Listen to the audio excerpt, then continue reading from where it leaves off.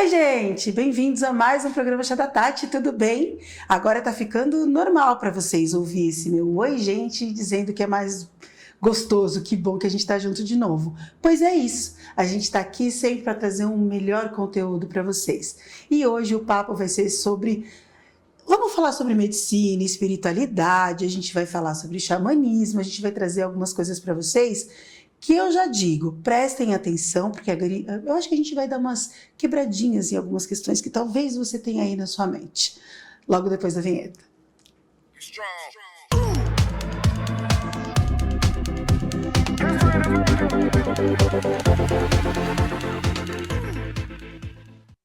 Oi, meus amores, estamos de volta. Hoje um papo vai ser um papo leve, gostoso, mas importante. E antes de começar, eu quero fazer alguns agradecimentos novamente à Idelfit, que tem cuidado de mim, que tem cuidado aqui de alguns apresentadores da casa, e também ao Chris Maier, que é o nosso cabeleireiro oficial. Já ouviram isso? Ele é nosso hair designer, ele cuida da gente, com valor, gente, eu preciso dizer, é acessível, é uma pessoa que você consegue, além de conversar, se você achar que ele não é para o seu bolso, eu vou te dizer, ele é e é muito. Ele estudou o mercado aqui da cidade, ele tá junto com a gente aí para fazer o melhor aí com o seu, não só o seu cabelo, mas com a sua imagem.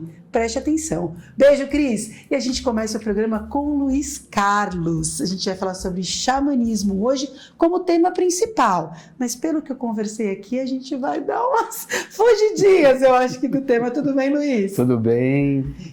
Bem-vindo. Agradecer a presença, agradecer o convite, agradecer estar aqui contigo, com a tua equipe, no Chá da Tati. Deu muito certo agora, né? A gente foi conversando porque a gente começou a falar disso, eu acho que em algum momento, quando o Marcelo me trouxe, ele falou, olha, tem uma coisa legal para você falar aqui, e foi um momento que eu acho que é um momento muito bom agora para a gente conversar, um momento que até eu acho que eu estou um pouco mais preparada para te ouvir. Mas para começar, eu queria muito que você dissesse quem é o Luiz. Ok. Bom, hoje o Luiz é um homem de 60 anos. Imagina! Diga! Sim. Impossível. Que começou essa história como um menino que olhava para a vida assim, a vida para mim era um grande encantamento, eu sou filho único, fui muito amado pelos meus pais, conheci, são as minhas maiores referências, né, da minha história, né? Conheci minha esposa com 15 anos de idade, estamos juntos há 44 anos. Ela diria que essa pessoa é a base de toda a minha vida. Temos um relacionamento fantástico.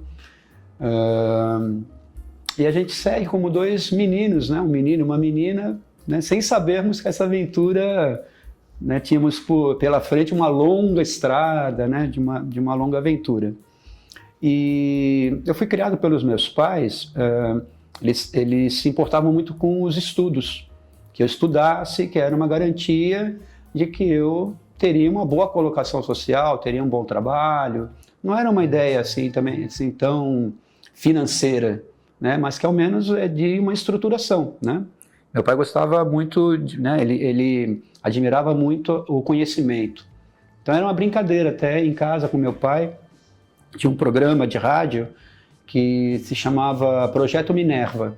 Era um programa educativo, era de 30 minutos no rádio. Minha mãe dava aula particular, nós íamos levar minha mãe, era garoto, e durante aquele período que minha mãe estava dando aula particular, nós escutávamos o programa, né, o Projeto Minerva, no rádio do carro, né? Era meia hora, quando acabava essa meia hora, eu me lembro que tinha um bar próximo assim, dessa casa que minha mãe dava aula particular. Aí nós íamos tomar uma caçulinha, comer uma batata frita. E meu pai ficava tomando ponto comigo. Eu achava aquilo o máximo, né? Então, aprender, estudar era brincadeira de criança para mim. Mas eu não fui necessariamente... o estudo era tão mais importante, né? Que eu não fui, você fala, motivado a trabalhar muito cedo. E eu me apeguei aos prazeres da vida. Aos prazeres da vida. Então aqui começa uma história, uma jornada da minha história pessoal, em que, vivendo demasiadamente os prazeres, eu, por fim, não esperava por isso, era para ser prazeroso, eu comecei a ter muitos problemas na minha vida pessoal.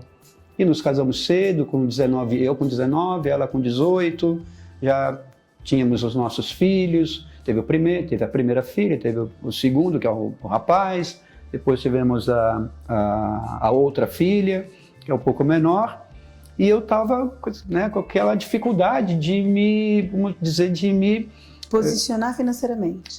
Mas na verdade era, sim, porque a minha dificuldade era de me posicionar na estrutura social. Tá. Né, eu me sentia né, desencontrado, eu não me encaixava. Não me pertencia. Né, isso é um tanto quanto comum para muitas pessoas, né, o nosso modelo de sociedade. E eu, sendo bem sincero, eu me perdi mesmo assim por esse universo de estar vivendo somente e numa vida urbana, que eu sou paulistano, em São Paulo, né? Fui bastante seduzido por toda essa oferta, né, que a cidade grande também oferece. E isso me adoeceu muito. Isso me adoeceu muito a ponto de que eu precisei começar a procurar ajuda. Procurei ajuda com médicos, psicólogos. Eu ainda hoje, né, sou formado em psicoterapia há 20 anos. A minha história com a psicoterapia tem 20 anos, com a pós-graduação em psicanálise tem 15 anos, mas eu conheço a psicologia na poltrona do paciente. Sim. Foi nesse lugar que eu despertei para algo que realmente me interessava na vida. Né? Como se fala, uma atividade, um trabalho que realmente fosse benéfico para a pessoa. Porque pela primeira vez eu encontrei algo que era bom para mim, que é me conhecer. Né? A psicologia, a psicoterapia é um viés de autoconhecimento. E eu nem estava com essa consciência toda que eu estava vivendo uma trajetória de autoconhecimento. Né? Mas ali que começa. E eu desperto pela primeira vez por algo genuíno que eu quisesse fazer. Aqui é a minha grande alavancagem assim, da vida. Ali por volta dos 32 anos, com 35 eu vou à faculdade e tudo isso começa a me ajudar a me recuperar daquele sofrimento, que eu entendo hoje que eu sofria muito mais de uma pessoa que se sente perdida na vida do que de alguma coisa propriamente dita que estivesse me fazendo mal. Então, eu preciso encontrar o caminho. Sim. Algumas coisas interessantes que eu quero levantar ainda sobre isso. Primeiro, conhecer a ponta da cadeira do paciente. Então, de fato, você tem não só a certeza pela filosofia, mas por como isso impactou a sua vida. Então, de que a terapia, de que as ferramentas de terapia, claro que você seguiu uma linha, mas o quanto ela é importante para a gente. Então, não é frescura quando você precisa de um terapeuta, de um psicólogo, quando você vai consultar. De fato, às vezes você pode não ter nenhum diagnóstico efetivo, como eu posso chamar de doença mental, Luiz? Eu não sei se você tem algum diagnóstico de algum distúrbio mental, acho que esse é o... Não é exatamente isso. A doença mental é uma demanda que a psicoterapia, que está ao alcance da psicoterapia.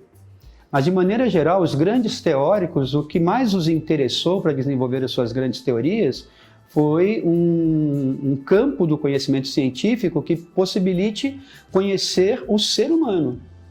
Então, ele é muito mais um caminho para o autoconhecimento. Isso é interessante, essa pergunta que você está me falando, que genericamente, no senso comum, a psicologia ela é vista como uma ciência, né, que só serve para quem... Estamos falando de senso comum? Sim. Eu não sou louco. Você vai fazer terapia. Para que eu vou fazer terapia? Eu não sou louco. Era aí que eu queria chegar. Né? Então, isso é uma desinformação, né, que vale a gente sempre tem a oportunidade de estar podendo elucidar. E também, a gente falando de loucura, a gente também desmistificar. Loucura é bastante falar, né, tratar uma pessoa que está cometida de um sofrimento mental como uma pessoa louca é um tanto quanto pejorativo. Sim. Né? Então, mas é bem verdade que algumas pessoas elas podem estar acometidas de uma psicopatologia, é bem verdade. Psicopatologia, esse é o termo que seria mais adequado. Esse é o termo mais adequado. E aí, nem sempre Aí, eu queria até que você trouxesse, eu falei em alguns programas aqui, eu usei até um termo que tem um filme que não sei, você deve ter assistido com o Rodrigo Santoro, que é o Bicho de Sete Cabeças. Bicho, fantástico. Fantástico. Nossa, esse filme foi um impacto para mim. Sim. Então, já pra gente começar, teve uma história aqui que nos bastidores ele me contou, que é da Nilce.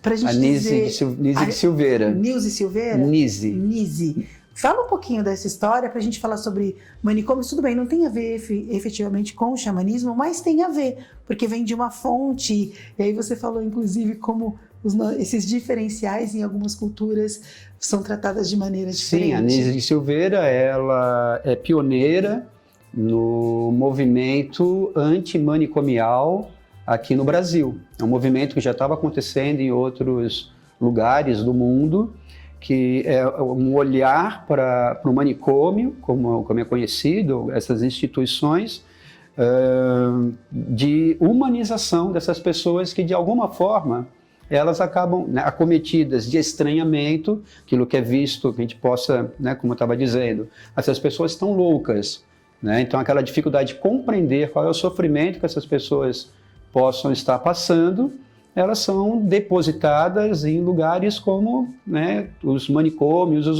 e os hospícios. E os tratamentos muito arcaicos, né, que a gente tem na história dessa instituição, extremamente cruéis, arcaicos, perversos, como eletrochoque, tem cirurgias que são feitas, né, que eram feitas nos cérebros dessas pessoas, trancafiadas em quartos escuros, banhos de água gelada, com a ideia de que um choque de realidade poderia trazer devolver a essas pessoas alguma ideia de normalidade. Tem muitos conceitos aqui a serem trabalhados, mas para a gente não se deter... É um passant, gente. É um passant, né? E ela, então, trabalhando nesse lugar, ela já traz consigo esse olhar de humanidade e começa a interagir com esses pacientes através de ferramentas artísticas. E ela vai observando que eles vão se desenvolvendo, eles conseguem se expressar através de práticas artísticas. E ela, então, ela lidera uma frente de humanização de todo esse ambiente. Então, ela é conhecida, vamos dizer, como a matriarca do movimento antimanicomial.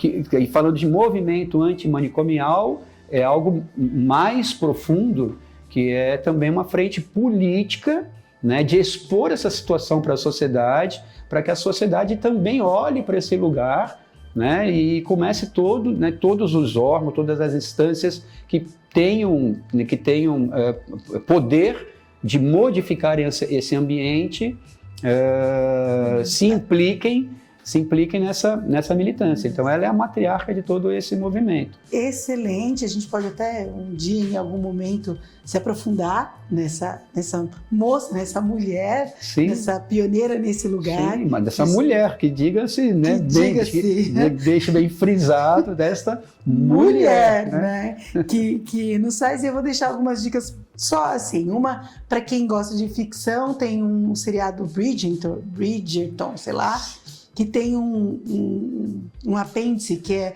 a rainha, que o rei da época era tratado como ele tinha acho que era esquizofrênico, se eu não me engano, e tem todo esse tratamento com todas essas torturas, assim, e eles mostram isso nesse lugar, mas isso é ficção, de qualquer forma mostra o tratamento da época, tem alguma correlação, bacana de assistir. O Bicho de Sete Cabeças, que é um filme muito antigo, mas que mostra um pouco disso. E saindo do tema, porque daí eu já vou falar até da Ana Rosa, tem um outro que trata, que é tudo que a gente vai falar sobre essas questões mentais, eu vou fazer só uma coisa, a gente... Cuidado na educação, quando a gente vai falar até para as pessoas. Na minha época tinha o Pinel, eu sou da freguesia do Ó em São Paulo, e lá em Pirituba tinha um Pinel, que eles chamavam de Pinel. Então, às vezes, eu via as pessoas conversando, porque eu criança, você está aprontando muito, eu vou lá te mandar para o Pinel. não sei o quê. E olha como isso vai embutindo na gente questões que não são legais, né? Então, enfim. E gerou um jargão também, né? De falar para as pessoas, aquela pessoa, nossa, a pessoa tá pinel. Tá pinel. Você tá pinel, isso é por causa do nome da instituição. É isso, né? Mesmo. Gente, deixa eu falar com vocês sobre a Nona Rosa. A Nona Rosa, ela é um café aqui, eu não sei nem se o Luiz conhece, mas aqui em Anadias, ali no caminho para Anadias, na Padre Manuel da Nóbrega, número 356, quer dizer, quilômetro 356. Vocês vão encontrar o posto, o autoposto Anadias, que é um posto de gasolina, e tem a conveniência. Na conveniência, que é comum em posto de gasolina em estrada, a gente sempre pensa em alguma coisa rápida para comer. Contudo, a nona, que é a vozinha, né, embutiu aí na família uma questão cultural muito do café, de café em família, aquele café com bolo, e a Andresa trouxe esse conceito para dentro da conveniência. Então ela vai transformando essa conveniência no espaço aconchegante, num espaço que, dentro dessa coisa da estrada, dentro daqui num ambiente como a Anadias, ela consegue levar você para um lugar aconchegante e até diferente. Então você consegue ir lá para poder tomar um café com um amigo, com alguém que você goste muito, um café delicioso, ela traz algumas opções e ela fez curso de barista em Santos, que é muito forte o café, e ela trouxe esse conceito lá para dentro. Então fica essa dica de vocês conhecerem a Nona Rosa, e tem chás e outras coisas maravilhosas de lá. Agora, eu vou passar para vocês não só o endereço, mas eu vou falar para vocês o telefone, porque a Nona Rosa também trabalha com mesa posta. A mesa posta, você liga com 1 hora e meia de antecedência e ela vai colocar a mesa, vai deixar tudo muito bonitinho, muito arrumado, para que você possa ir até lá e surpreender a pessoa que você está levando. E fora isso, tem o Café Colonial também, que se você ligar com 24 horas de antecedência, você pode pedir para ela fazer o Café Colonial, você vai pagar um valor um pouco maior, mas chega lá, tem bolo, pão, tudo feitinho assim na mesa para você ter uma reunião com as pessoas. O telefone da Dona Rosa é o 997 21 4453. 13 é o DDD 997 21 4453. Assim você consegue falar com a nona e aí, quem sabe, ter lá um bom momento para você. Essa é a Nona Rosa. Vamos voltar aqui agora, vamos entrar. A gente estava falando sobre tudo isso, sobre essas maneiras, e isso vai ficar para trás, porque agora eu quero entrar na atualidade e o quanto você, com todos os seus estudos, e quando você começou a se encontrar, você daí foi caminhando para um espaço onde a natureza começou a ser muito importante, e aí veio o conhecimento do xamanismo como? E aí nessa toada você já me fala o que é o xamanismo. Sim, perfeito. Pegando só um gancho assim para a gente estar dentro do contínuo, é muito comum, né, a gente perguntar para alguém quem ela é, a pessoa responde, eu sou o advogado tal, né?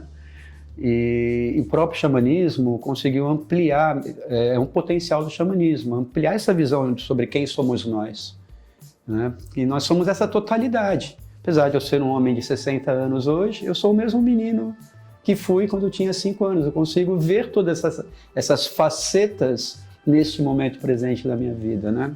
Então eu não gosto muito de me apresentar tão somente como um psicanalista experiente, que sou hoje, Sim. e como dirigente de um espaço espiritual, xamânico, que dirijo junto com a minha esposa, diretor e um guia espiritual do próprio espaço. Acho que isso não me reduz, define. Não me define exclusivamente. Perfeito, gratidão, você me ajudou com essa palavra. Imagina. Não tão somente isso me define, né? Toda a minha história que se é que para me definir é a minha história como um todo.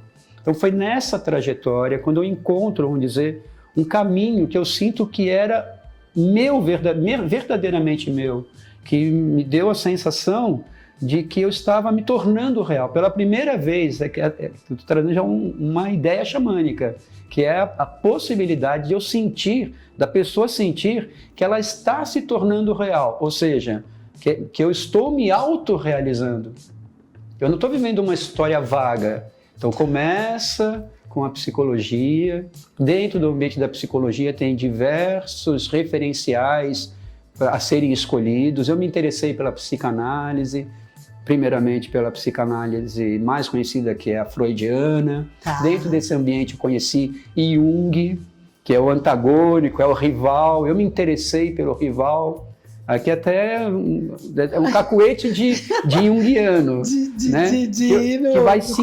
Que vai se exatamente, né? Que vai se interessar por aquilo que está, vamos dizer, questionando, que está repudiando, né? Então, dentro do ambiente freudiano, eu estava habituado a escutar a conversa assim, ó, rejeite, né, de certa forma, rejeite o Jung, esse cara é místico, esse cara não é tão científico, aquilo me... Mas espera aí, para eu rejeitar mesmo, preciso conhecer, eu não conheço, né, estou só escutando, dizendo, né, então deixa eu conhecer.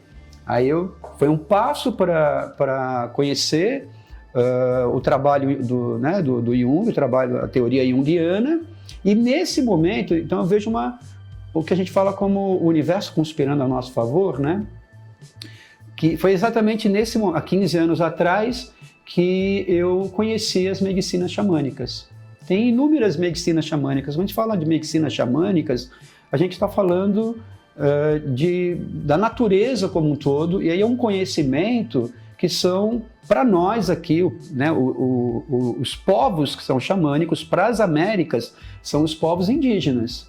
Mas todo povo que viveu em contato, ou que vive também, né? Não só os que viveram, em contato franco e direto com a natureza, são povos xamânicos também. Que trazem consigo a nossa ancestralidade, o conhecimento ancestral, um conhecimento que só a natureza comunica. E não é através dos livros. Para se aprender sobre esse conhecimento, tem que se viver em contato direto com a natureza, tem que capturar no dia a dia, nas peculiaridades, nos detalhes do desafio de extrair da natureza aquilo que é necessário para a gente viver a vida. Mas, por exemplo, a minha avó, Chá da Tati, por que o programa Chá da Tati se chama Chá da Tati? A minha avó, mãe da minha mãe, era uma pessoa que tinha plantas e plantas e plantas, mesmo vivendo lá na freguesia do Ó, a casa dela, a parte de trás tinham plantas. Então, estou com dor de cabeça. Ela fazia chá não de pirona, aquilo que a gente toma, novalgina. Ela fazia chá de novalgina quando nós estávamos com dor de cabeça. Estou com cólica. Você vai tomar chá era boldo não, aquele que a gente põe no feijão? Louro. Louro. Chá de louro para cólicas. Eu tomo chá de orégano, porque a minha imunidade estava baixa demais. Teve uma crise de gripe, a gente comprava cânfora, ela fazia saquinho, a gente colocava cânfora, ia para a escola com aquela cânfora que todo mundo fazia, que cheiro é esse de gelol? Isso aí foi uma herança do surto de meningite da década de 70. Eu que sou mais velho, todo mundo andava com cânfora penduradinha. Então eu andava com isso. A minha avó, que não tinha contato nenhum com floresta, que não, de certa forma, não tinha nenhum contato com indígenas, ela pode ser considerada também xamânica? Sim. Eu coloquei entre aspas. Sim, vamos lá, sim, vamos colocar. Vamos dizer que esse é um conhecimento do mundo antigo, do mundo ancestral. Então ela está de posse de um conhecimento xamânico no sentido que remete a uma ancestralidade.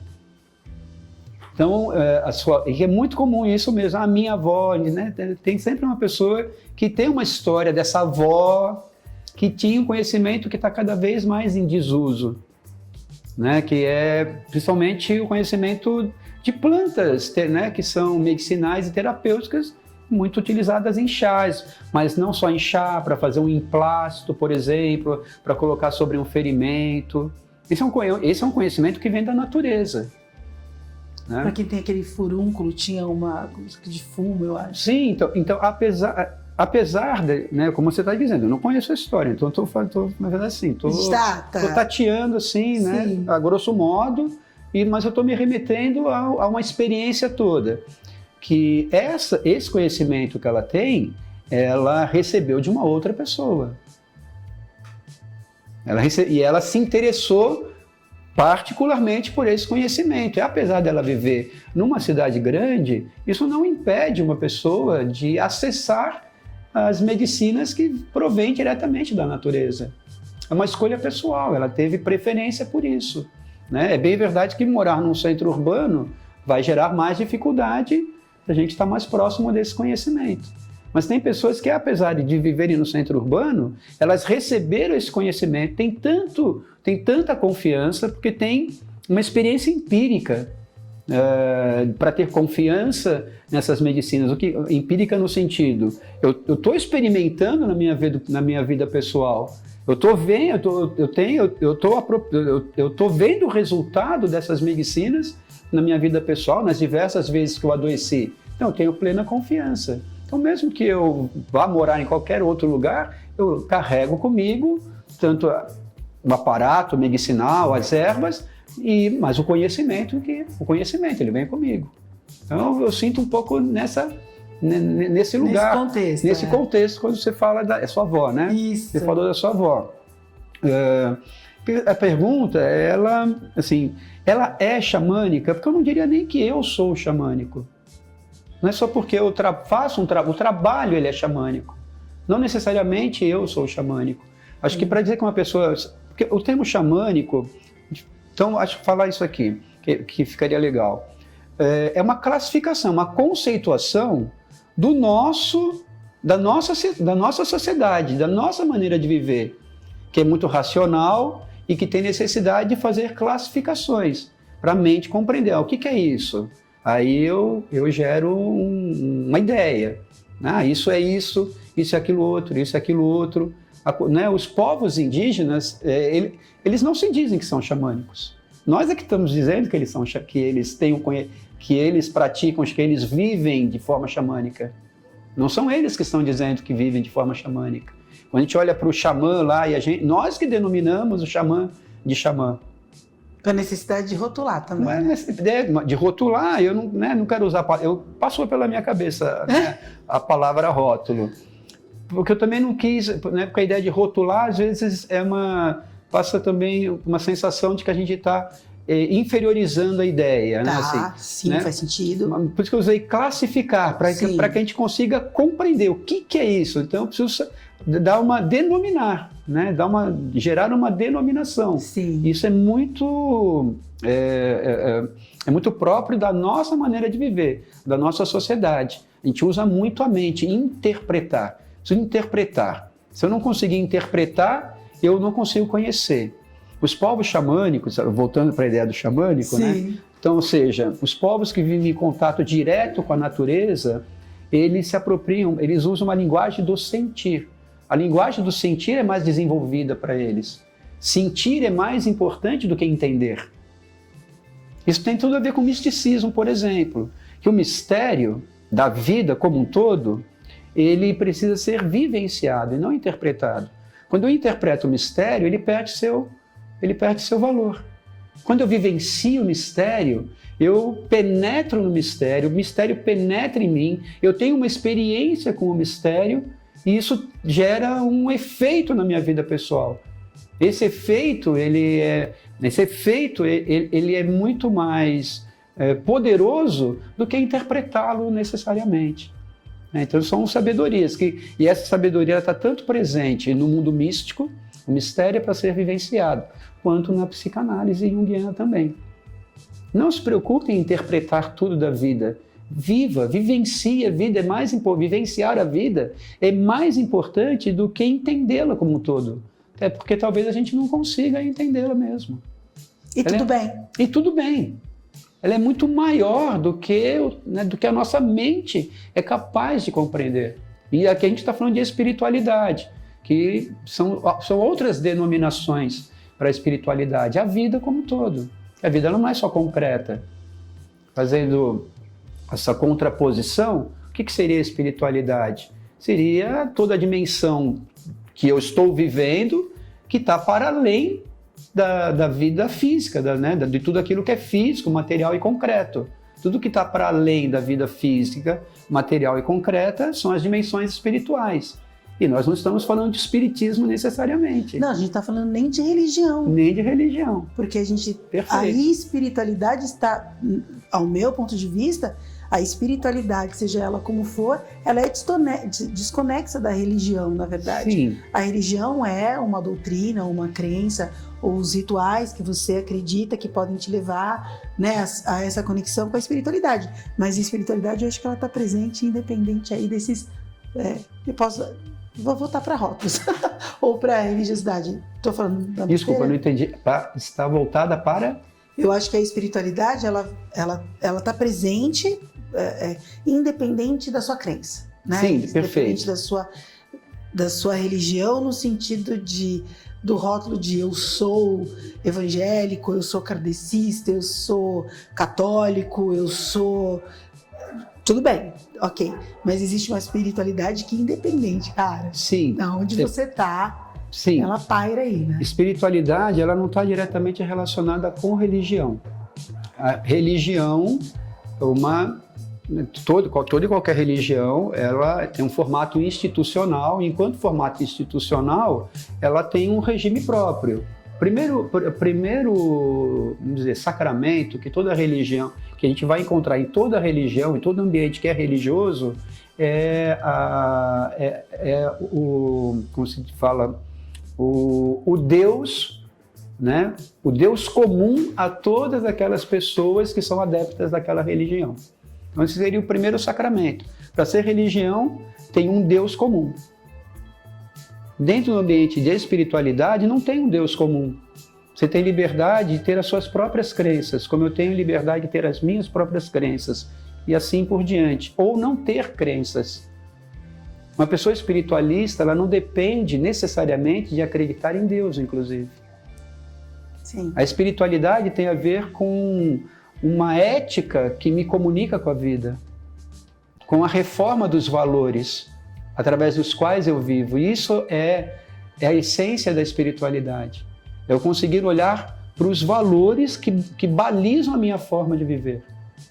Então, a espiritualidade tem tudo a ver com se autoconhecer. Quem sou eu? Essa pergunta é muito capciosa, eu sei que você não tem como escapar dela quando você faz as suas entrevistas. As pessoas, né? Então, vem aqui uma pessoa para ser entrevistada, assim, a grosso modo, eu não sou entrevistador, mas fale de você, quem é você? Né? Me conte. Mas sabia que é uma provocação. Perfeito. É muito boa. E antes de continuar com ela, eu tenho até para a gente entrar. Eu vou te fazer a pergunta e aí eu vou falar da Cheiro de Rica, mas eu quero só te deixar a pergunta. E aí a gente falou do uso das ervas medicinais como ferramentas de cura, quando a gente fala aí dos chás, né, e de outras coisas. A gente vai falar muito da ayahuasca, que eu acho que é uma ferramenta fortíssima, importantíssima, e que já foi citada aqui, depois eu te conto na volta, associando a espiritualidade. Então a gente está falando de uma ferramenta de cura teoricamente física em alguns casos, mas também a gente vai falar dessa espiritualidade, dessa soma, tá? Okay. Vou te deixar com isso e vou chamar a Cheiro de Rica para vocês. A Cheiro de Rica é uma loja aqui. Eu ia falar aqui de Peruíbe, mas quem está na região da Baixada Santista, Vale do Ribeira, ela conseguiu se expandir. Ela está na cidade de Peruíbe e também na cidade de Tariri. Ela trabalha com perfumaria, perfumes importados, perfumes que são inspirações também. Ela tem preços que são acessíveis, então se você não consegue comprar aquele perfume que você sonha, lá que custa uns 600, 800 reais, ela trabalha com decantes também, para você conseguir ter uma fração desse perfume, experimentar esses aromas, esses cheiros, que também imprimem você como pessoa aí, nas sensações, quando você vai se relacionar com outras pessoas, a gente usa o cheiro, às vezes, até como identidade, né? E a Cheiro de Rica presta atenção nisso também. E, além da perfumaria, ela tem o espaço da sex shop, um espaço que é mais reservado, um espaço que, se você tem interesse nesses itens aqui na região, pode ficar à vontade, que lá eles têm um espaço que é reservado para que você possa olhar, para que você possa escolher. E aqui a gente fala muito dessa liberdade também sexual. Eu pego muito no pé da mulherada, de olhar para si, de não ter vergonha, de se conhecer. E é um caminho. E ela associou essas duas coisas, a perfumaria, essa coisa da elegância também, junto com desmistificar essa questão da sex shop, de estar ali e conseguir oferecer produtos muito bacanas pra gente. Bom, a Cheiro de Rica, ela fica na Rua dos Pescadores, número 139, aqui em Peruíbe, e lá na Rua do Comércio, número 89, para quem é da região de Tariri. Então, entre em contato com a Cheiro de Rica, saiba, o principal canal é o Instagram, porque tem vídeos muito gostosos para poder brincar com essa sexualidade, então vocês vão conseguir olhar para isso com mais naturalidade. Essa é a Cheiro de Rica, fiquem à vontade, é muito legal, as meninas são muito discretas, fica a dica aí para vocês. Aí eu volto para ti, para essa pergunta aí que a gente conversou. Como eu somo, a gente falou agora, esse estudo do xamanismo, que a gente fala muito como xamanismo, a gente estuda então essa questão de cura, usando as ervas, olha a voz, e a gente associa isso com espiritualidade. Como é isso, Luiz? Sim. Bom, primeiro só fechar essa portinha que foi meio aberta, né? Mas rapidamente mesmo. E quando a gente fala de xamanismo aqui no nosso país, é inevitável que a gente olhe para os povos indígenas. Está perfeito, não há problema nisso. Mas só lembrando que não se reduz somente o xamanismo, a história, né, de todo esse conhecimento que é visto como conhecimento xamânico, não se reduz somente à cultura indígena ameríndia, né, como se fala de todas as Américas. Sim. E também já é um olhar xamânico. Olhar para a América como um único território, sem essa divisão. Quem fez essa divisão, fazendo um pequeno parênteses, foi o europeu. Tem a América do Norte e a América do Sul. Tudo que está em cima é superior àquilo que está embaixo, aquilo que está embaixo é inferior. Então, olhar para a América como um único território. Isso faz com que, inclusive, até as culturas indígenas supostamente norte-americanas fossem melhores que as culturas indígenas da dita América, que é do Sul. Né? E a gente passa ali pelos Incas, a gente passa ali pelos Maias, a gente passa. Isso são civilizações. São vistas como civilizações pré-colombianas, antes de Colombo ter chegado aqui, mas tudo isso está incluído nesse contexto geral. Mas esse povo também, de conhecimento forma... que já, né, povo, que já estavam vivendo nesse território. Sim. E que tinham um conhecimento já, que traziam com eles um conhecimento que surpreendeu os europeus. E possivelmente isso também os instigou ainda mais a aniquilar, né, um ego, né, vamos falar de ego, um pouco de psicanálise aqui, que não foi capaz de suportar a ideia de outro povo, de ter encontrado um outro povo numa terra, entre aspas, selvagem, que tivesse mais domínio sobre o conhecimento do que eles, por exemplo. Né? Então, isso aí tem um pouco de história aí. Mas aí eu vou querer voltar nisso também. Sim. Diga. Então, como é que o xamanismo está relacionado com a espiritualidade? Né? E você perguntou das plantas? Não falou das plantas ainda não. Não, mas a gente já pode entrar, inclusive porque eu quero esse gancho já para a ayahuasca. Tá bem, sim. O xamanismo está relacionado com espiritualidade porque o que seria o xamanismo exatamente? Relacionado com espiritualidade. Isso. Né? Porque o que seria exatamente o xamanismo? O conhecimento mais visceral acerca da vida, que pode nos responder, vamos dizer, que seja um caminho para começarmos a encontrar estas respostas. O que é a vida de fato? Quem somos nós? O que é a vida? Quem somos nós? O que é que estamos aqui a fazer? O que se espera de mim? Né? Então, por exemplo, o que estamos aqui a fazer, será que é possuirmos tudo em prol dos nossos interesses? Já é um questionamento xamânico. E o olhar da sabedoria xamânica, será que eu não deveria estar me adaptando a tudo? Fazendo parte dessa grande família, uma visão de ecossistema, né? Sim. Pegando aí, traduzindo a palavra grega que está incluída, né? Lar, né? Uma palavra grega aí. Né? Como é que é esse sistema? Como é que é a harmonia? Como é que esse sistema todo, esse grande lar que é o planeta, ele vive em harmonia?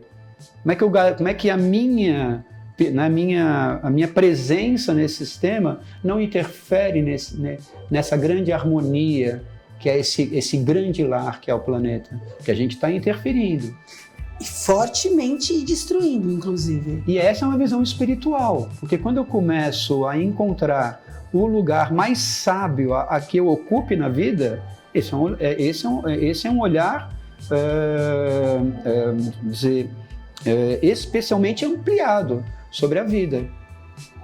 Que eu devo repensar os meus interesses, eu devo repensar as minhas ações. Quais são as consequências daquilo que eu tenho intenção de fazer?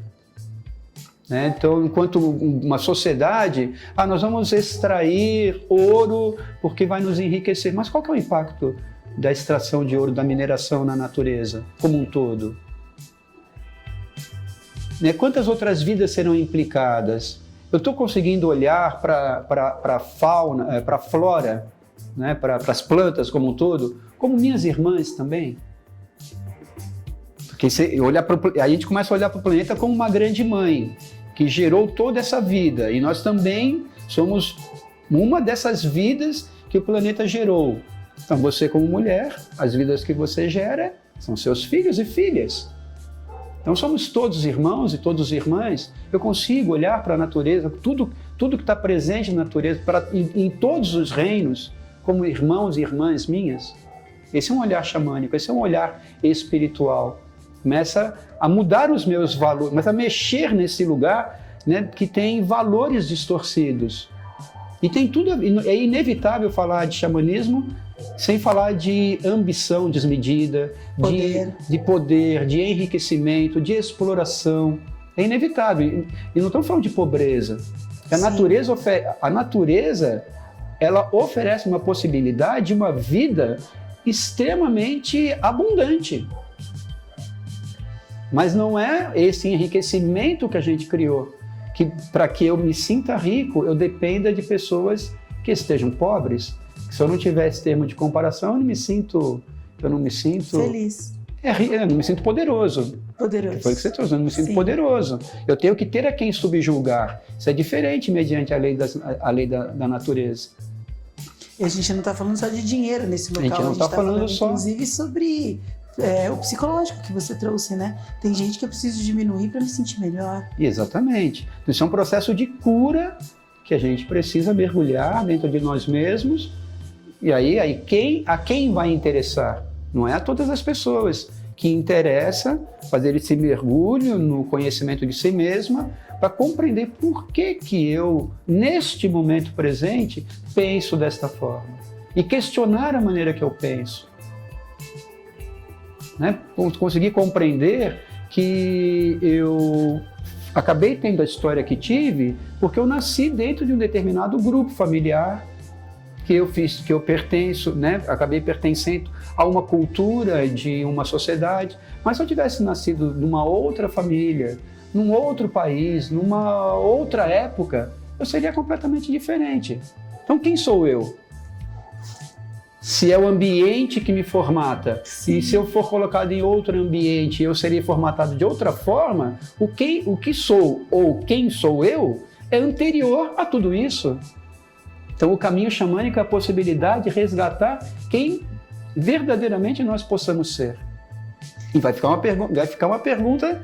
Na essência real. Na essência real, vai ficar em aberto. Vai ficar em aberto. Né? Então, e se a gente vai regredindo, eu vou chegar num momento em que eu surgi da natureza. Quando eu surjo da natureza, eu posso me comparar a tudo mais que está na natureza. Tudo mais que está na natureza tem interesse em exterminar o que está ao seu redor para poder existir? Não, se integra. Né? Se integra de forma perfeita, né? Perfeitamente harmoniosa. Ocupa o meu verdadeiro espaço. O xamanismo nos ajuda a compreender que eu maior serei quanto menor eu conseguir ser. É um paradoxo. Quando eu consigo encontrar o meu verdadeiro lugar, que me parece para o ego ambicioso pequeno, quando eu consigo ocupar esse lugar, é que eu consigo ver a grandeza do ser que sou, porque tudo é. Tá. Deu um nozinho. Deu. Pera, mas eu vou fazer o seguinte. Em cima dessa sua colocação, Eu consigo trazer, então, porque eu quero falar da ayahuasca, porque a gente só tem 1 hora de programa. E eu tô com medo da gente não falar dela. Não conseguir falar. Porque ela é uma ferramenta, inclusive, para a gente conseguir entrar em contato consigo. Sim. Porque tem essa questão alucinógena, eu quero quebrar esse tabu. Vamos lá. Então, antes da gente falar disso, rapidinho, deixa eu chamar a Black Laser. Deixa eu chamar, porque eu não sei se eu nem tô enlouquecendo a minha produção, mas eu quero chamar a Black Laser agora, porque eu quero entrar no tema da ayahuasca. E a Black Laser é uma parceira nossa também, e a gente está falando sobre uma coisa muito importante. A Black Laser é uma coisa que a gente tinha a sensação de estar lá longe, porque ela faz impressão 3D, e a gente sempre vê isso tão distante da gente. Então, o Chá da Tati tem trazido algumas pessoas aqui, mostrando para vocês de que as coisas são acessíveis, elas estão próximas de você. A gente consegue fazer essas coisas agora, não está tão distante, né? Quando eu falei do Chris Maier, agora eu estou falando da Black Laser. E eu quero dizer para vocês, a impressão 3D, quando você vai fazer uma coisa personalizada, algo que você quer dar de presente para alguém, que você queira colocar o nome da pessoa, ou presentes mesmo, diferentes que você quer surpreender e não sabe como, ter uma ideia aí mirabolante, uma coisa que você quer e você acha que não dá para fazer, liga para Black Laser, fala com o pessoal da equipe da Black Laser, que provavelmente eles vão tentar traduzir ou colocar de alguma forma aquilo que você quer, que você inventou aí, eles vão conseguir talvez traduzir. Tenta falar com eles. São personalizados, cortes a laser, cortes precisos.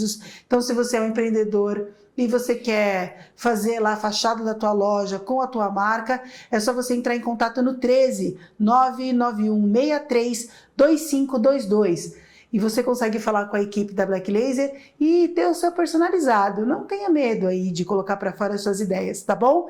Um beijo para vocês da Black Laser, que é uma equipe muito gostosa também de trabalhar. Vamos falar da ayahuasca, pegando esse ponto que você estava antes, para a gente entrando como ferramenta de descoberta de si mesmo, perfeito, né? Perfeito. Primeiro, dizer assim, xamanismo, ele não é sinônimo de ayahuasca. Isso é bem importante para se falar sobre isso. É bom a gente frisar. Frisar, que não é sinônimo. Para praticar xamanismo, estudar xamanismo, não é obrigatoriedade tomar a medicina da ayahuasca, como a gente fala, consagrar, que para nós é um sacramento, é uma bebida sagrada, que nos leva para uma revelação da vida que não se encontra em nenhuma universidade, nenhuma faculdade, não tem nenhum doutor para falar sobre isso conforme a medicina fala, a transmitir, né? Então isso é bem importante. O xamanismo basicamente é um conhecimento que a gente consegue, também ele está estruturado, a gente pode conhecer através do domínio da roda das direções, conhecer o que são as correspondências, né? Conhecer os elementos. O xamanismo nos ensina muito sobre os elementos, os 4 elementos que formam a natureza física e que nos formam também: terra, ar, fogo e água. E cada um desses elementos ele tem correspondência com uma função psíquica, que são através dessas funções que nós compreendemos o meio e nos manifestamos no meio, nos expressamos nele. Então, elemento ar, pensamento. Elemento fogo, intuição. Elemento água, sentimento. E elemento terra, a percepção do plano físico. Ou sensação, que é diferente de sentimento, né? Eu estou com a sensação. Você toca aqui, algumas pessoas têm até um domínio sobre isso. Toca nesse objeto. Olha, eu estou tocando na madeira. Então, elas têm domínio sobre a sensação física, que é uma pequena diferenciação de sentimento que está ligado a afetos, emoções e sentimentos propriamente ditos. Isso é fundamental para a gente se compreender melhor enquanto uma criatura que também é física e compreender qual desses elementos é mais pronunciado, através de qual deles que eu me comunico melhor, que eu mais me expresso. Tem pessoas que são mais sentimentais, tem pessoas que são mais filosóficas, é elemento ar. Tem pessoas que são elemento fogo, são totalmente intuitivas. Tem pessoas que são muito analíticas, como eu, por exemplo, é mais elemento terra. Né? Então isso gera uma forma de um domínio maior sobre minha natureza. Isso é um conhecimento xamânico. Então, né, no universo xamânico, essas culturas não vão falar em função psíquica, mas todas elas falam sobre elementos. Sim. Né? Então aqui é um caminho para se conhecer xamanismo, por exemplo, a simbologia dos animais. Então eles também conhecem muito a vida através da representação de um animal. Então tem um animal daquela natureza que chama muito a atenção, pelo seu poder, pela sua graça, pela sua habilidade, pelo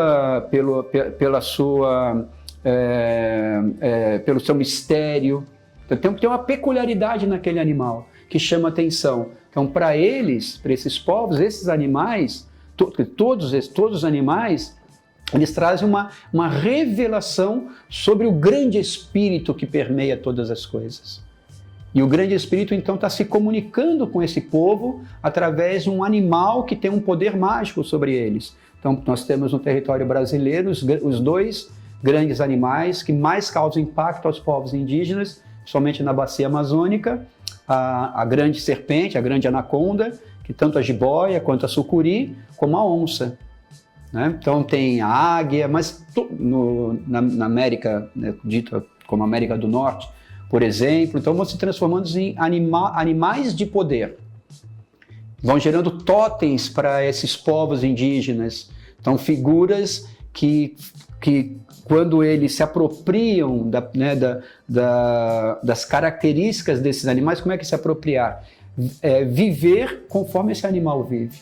Então, vou pegar um exemplo, para não fazer, não tem muitos para falar. A serpente. Então, uma característica da serpente, ela troca de pele. Como é que eles interpretam isso? Que tem sempre um momento da vida que tem uma pele que não nos serve mais. Está na hora de deixar para trás. E que chegou um novo ciclo. Deixa a tua pele para trás. É a medicina da serpente. É a sabedoria da serpente. É uma sabedoria da vida. Então a simbologia dos animais é fundamentalmente importante para a gente compreender essa sabedoria da vida que o xamanismo, conforme a gente estruturou, uma certa didática, a gente consegue compreender sabedoria xamânica através dessas metodologias também. Não precisa tomar ayahuasca. Tá. Agora indo para a ayahuasca. Tem diversas plantas de poder. A ayahuasca é uma delas. E quando fala planta de poder, é o poder de oferecer uma experiência transcendental. E lembrando que a ayahuasca não é uma planta só. É uma bebida feita com 2 plantas. Então aí tem um mistério a mais. Que no meio da selva amazônica tem centenas de milhares de espécies de plantas. Né? Tem somente 2 que, se forem associadas e tem um preparo, né? Não basta só juntou, come junto, não, tem que passar. E é um processo simples, né? Mas tem a lua certa para fazer a colheita, tem a idade certa para colher, é um cipó e a folha de um arbusto. Né? Tem muito cipó, mas não é qualquer cipó. Então tem o cipó certo, tem o arbusto certo, no meio de centenas de milhares. Quem algum dia, por volta de 5.000, 6.000 anos atrás, que são as datações de utilização de ayahuasca, conseguiu. Será que foi alguém que ficou experimentando planta com planta? Não é possível. Né? Então, isso é um mistério. Como é que se chegou ao conhecimento da produção da ayahuasca? Associando as únicas 2 plantas num acervo de centenas de milhares de tantas espécies. Né? Então, vale bem dizer, porque tem várias outras plantas de poder que são consumidas unicamente. Então, tem o achuma, do Equador, tem as folhas de coca no Peru, tem peiote na região do México e tem em outras regiões do planeta também, mas é a planta exclusivamente. A ayahuasca tem essa peculiaridade. Ela é uma bebida produzida a partir de 2 plantas. Né? Eu tenho 5 minutos de programa. Então, eu vou fazer o seguinte, Luiz, eu quero que você fale sobre isso, mas tudo que você me passou agora, eu não vou conseguir resumir em 5 minutos. Então eu vou deixar no ar um convite para a gente gravar um próximo programa estendendo sobre a ayahuasca e essas medicinas. Ótimo. Mas antes da gente terminar, vamos só concluir, porque eu quero que as pessoas saibam... Bom, primeiro aonde te achar. Eu tô te cortando, eu peço desculpas, gente, mas é porque é muito assunto e é muito conhecimento. E agora ele me trouxe de que não é um conhecimento simples. Eu não posso chegar aqui e falar assim, olha, a ayahuasca é uma coisa que você bebe e acaba. Então, por isso que eu acho importante a gente até criar um momento da gente falar sobre isso de uma outra forma e mais aprofundada. Porque eu já percebi que não é algo simples, não é algo que é brincadeira. A gente sabe disso, mas você tem uma responsabilidade de trazer também de que não é qualquer lugar, não é com qualquer pessoa, não é algo que você olha na internet e você consegue resolver, tá? Então, por minha responsabilidade e também a do Luiz, pelo que eu conheci, a gente vai falar do espaço, que é do Luiz aqui, e depois a gente continua falando efetivamente da ayahuasca. Você me perdoa? De maneira nenhuma, não tem por que perdoar. Achei excelente, eu aceito o convite para a gente levar adiante e ter a oportunidade ideal para falarmos propriamente da medicina. Perfeito, perfeito, que daí a gente consegue aprofundar de fato e isso ser muito importante. Cabana da Floresta da Borboleta Azul. Esse nome é incrível. Incrível. Eu queria que você dissesse, fala desse espaço. Está situado no bairro do Guaraú, aqui em Peruíbe, é sede própria, fundada em 2011, já estamos há 14 anos com atividades abertas, onde realizamos estudos sobre xamanismo e a própria prática do xamanismo. Nossa linha de prática é autoconhecimento, é desmistificação, é compreensão de simbologias presentes em toda a cultura espiritual e religiosa, seja ela qual for, compreender qual que é a linguagem do inconsciente que está presente nos diversos símbolos que as religiões apresentam. Essa é a nossa linha de trabalho. E além dos estudos, realizamos retiros espirituais, realizamos jornadas pela natureza dessa grande floresta que é a reserva da Jureia, e um trabalho de apoio que é do meu histórico pessoal, que me dotou, para minha surpresa, que poderia ter sido uma perda de uma parte da minha história, me dotou de uma bagagem a mim, de minha esposa, muito profunda acerca das dependências, e muitas pessoas nos procuram para esse auxílio também. Então, quem quiser, e também para auxiliar na compreensão também, a gente dá muito esse apoio, a gente recebe muitas pessoas para conhecerem um pouco mais, não necessariamente para virem participar, mas terem um pouco mais de informação. Trabalho como guia espiritual, como psicanalista junguiano, especialista em psicologia junguiana e como palestrante também. Gente, Cabana da Floresta da Borboleta Azul tem um lugar muito especial para mim, porque o meu marido, meu filho foi criado na cabana que hoje é a Cabana da Floresta. Exatamente. Meu marido fez parte daquele lugar. Somos grandes amigos. Grandes amigos. Tem o nome do Felipe, que ele fez questão de deixar. Ele até tirou uma foto para mim, que o nome do meu filho escrito assim, na madeira. Ele escreveu com 4, 5 anos de idade. Com 4, 5 anos de idade, aquilo ainda existe. Então tem um lugar de carinho para mim. Então eu quero agradecer muito. Instagram, Cabana da Floresta, _ Borboleta Azul. Borboleta Azul. O Borboleta Azul, a gente mantém os 2 As. Borboleta Azul. Tem os 2 As, não é que um completa o outro, né? Importante colocar para vocês. Aqui embaixo a gente está colocando para vocês também o telefone do Luiz.